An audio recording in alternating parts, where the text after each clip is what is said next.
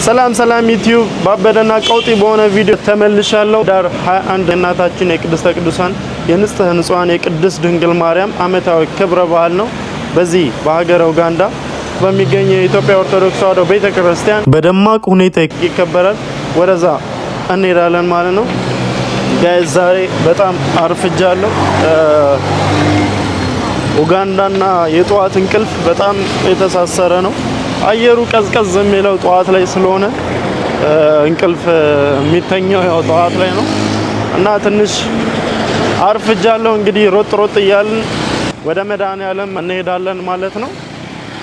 ለዚህ ቻናል አዲስ የሆናችሁ ሰብስክራይብ በማድረግ ጀምሩት። ላይክ ብታደርጉት በጣም እኔን ይረዳኛል። ስለዚህ ሁላችሁም ላይክ በማድረግ ቪዲዮውን ጀምሩት።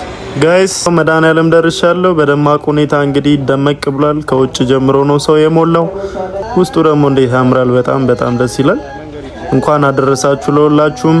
ወደ ውስጥ እንግባ።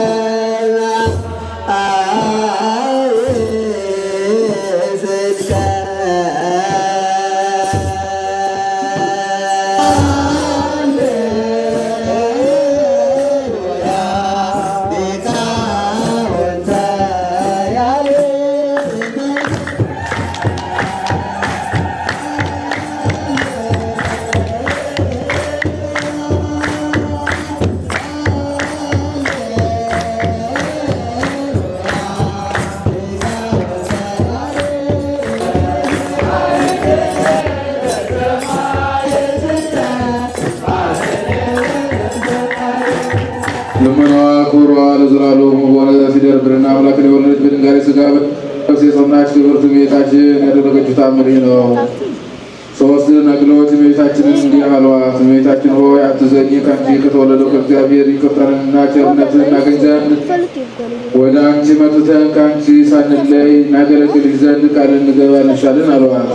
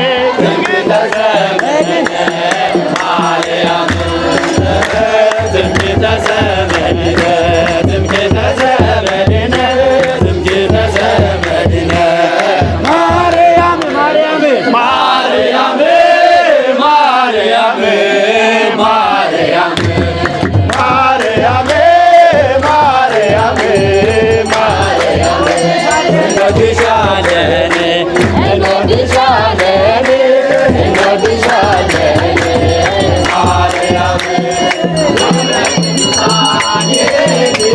የቴ ገብረ ቅዱሳን ገብረ ቅዱሳን የቴ ገብረ ቅዱሳን ሙዳየ መና ሙዳየ መና ሙዳየ መና ሙዳየ መና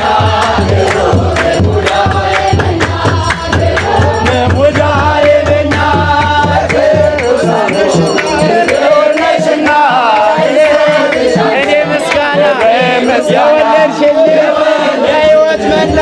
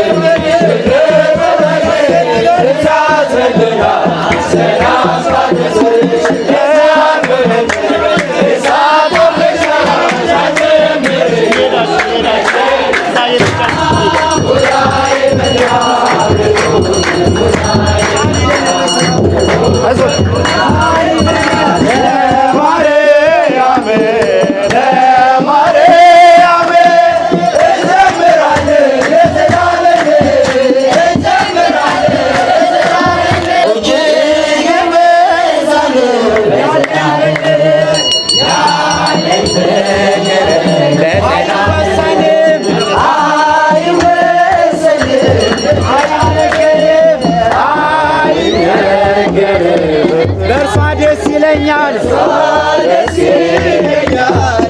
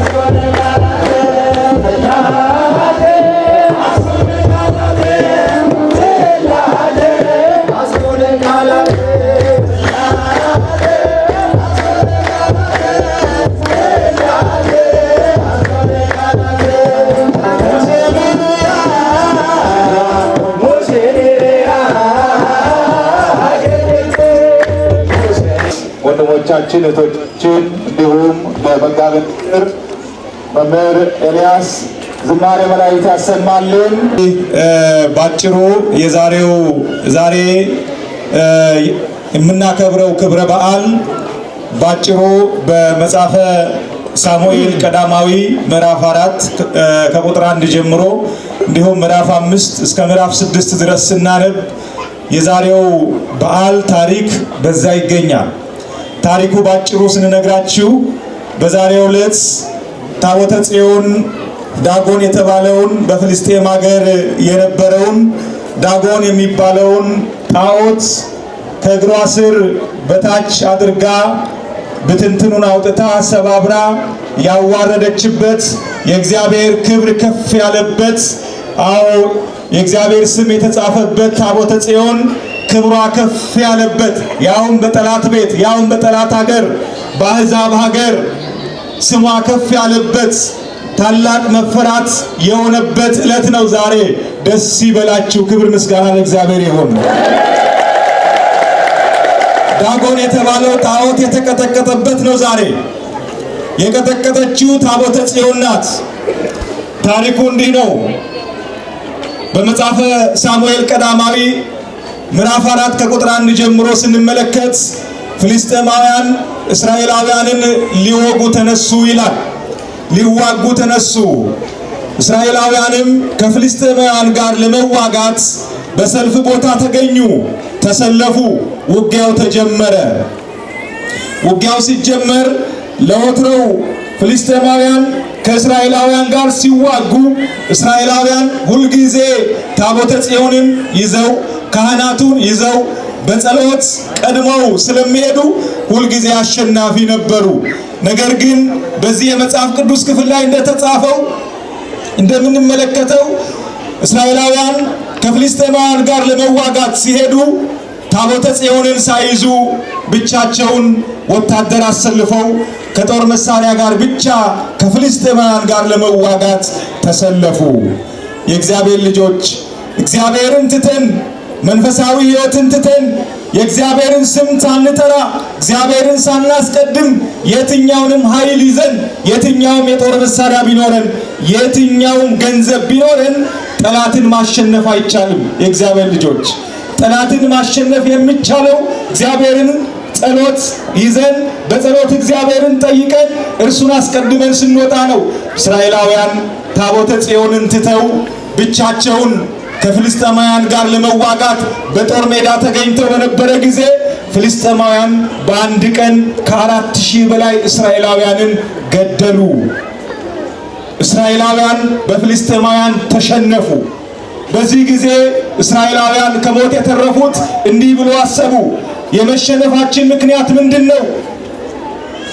ከ4000 በላይ እስራኤላውያን የሞቱበት ምክንያት ምንድነው? ዛሬ እግዚአብሔር ለፍልስጤማውያን አሳልፎ የሰጠን ለምንድነው? ምክንያቱ ምንድነው ብሎ ሲያስቡ ለካ ታቦተ ጽዮን ከነርሱ ጋር አልወጣችም። እግዚአብሔር ከነርሱ ጋር አልወጣም። እነርሱ ብቻቸውን ነበር የወጡት። ስለዚህ እንዲህ ብለው አሰቡ፣ ታቦተ ጽዮንን እናስመጣ።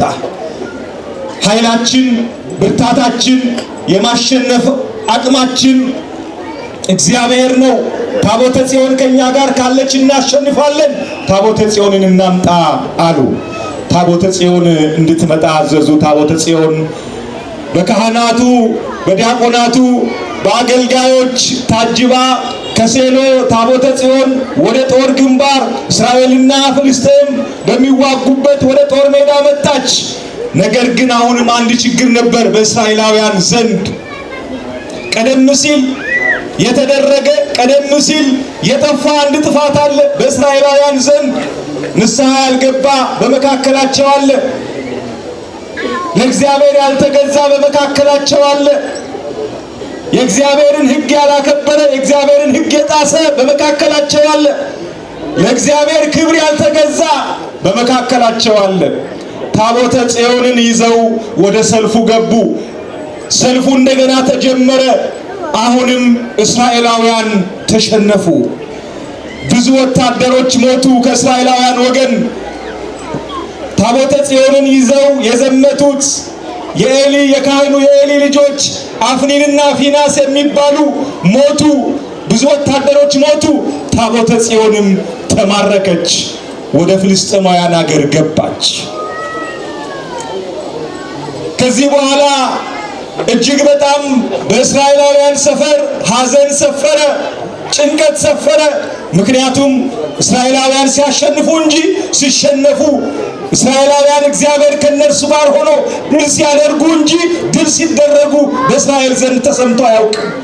ነገር ግን አንድ ችግር ነበር በመካከላቸው፣ ያልተቀረፈ ችግር።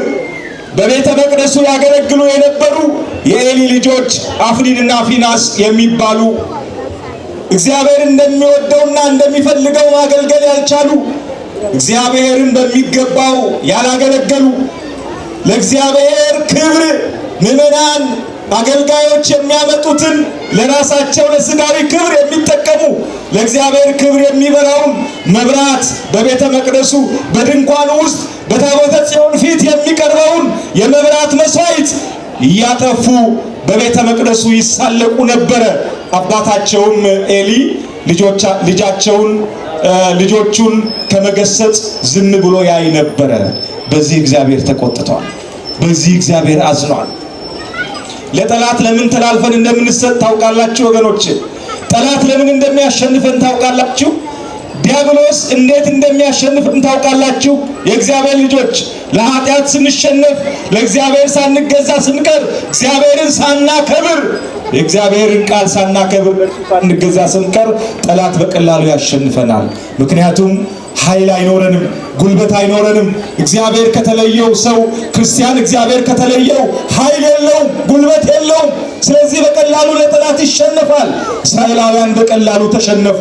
አፍኒንና ፊናስ ሲሰሩ በነበሩት ኃጢአት ምክንያት፣ በቤተ መቅደሱ ይሰሩ በነበሩ ኃጢአት ምክንያት ታቦተ ጽዮን ተማረከች፣ ወደ ፍልስጤም ሄደች።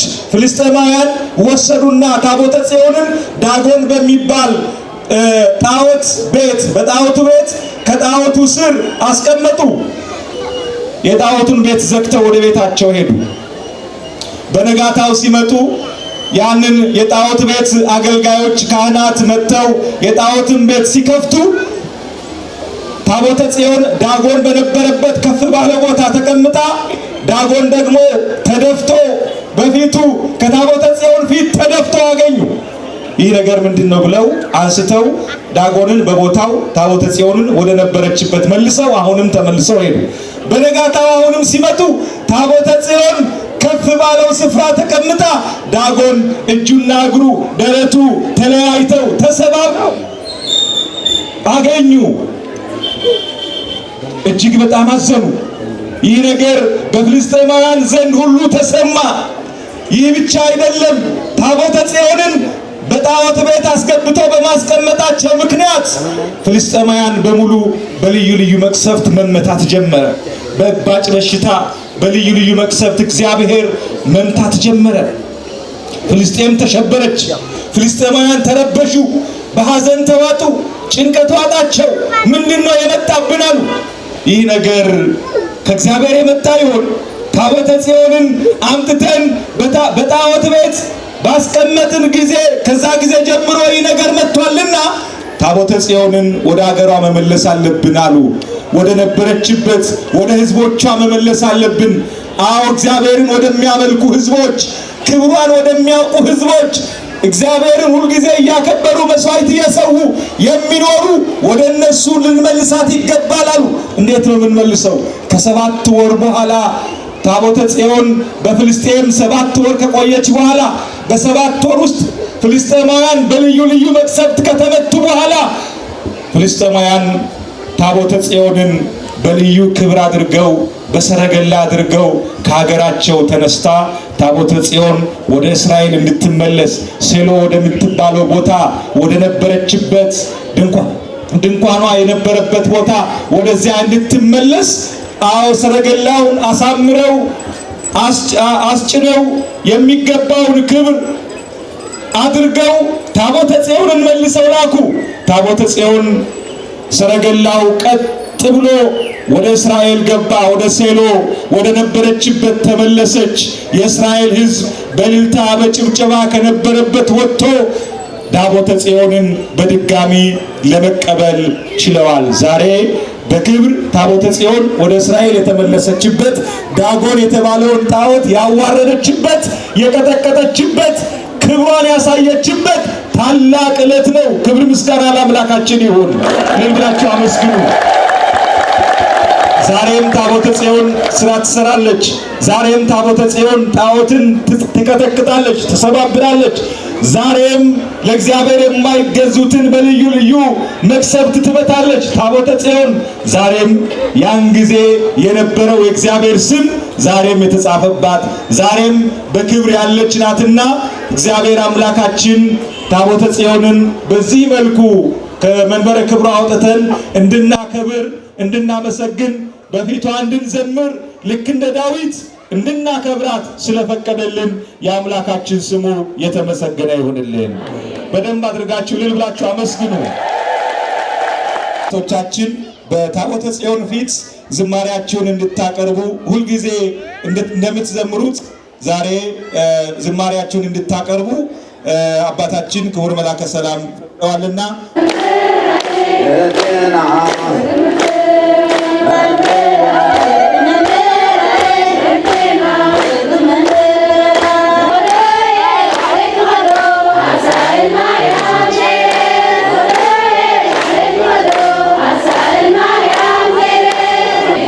ለአባቶቻችን ዝማሬ መላእክት ያሰማልን። በዕድሜ በጤና ይጠብቅልን።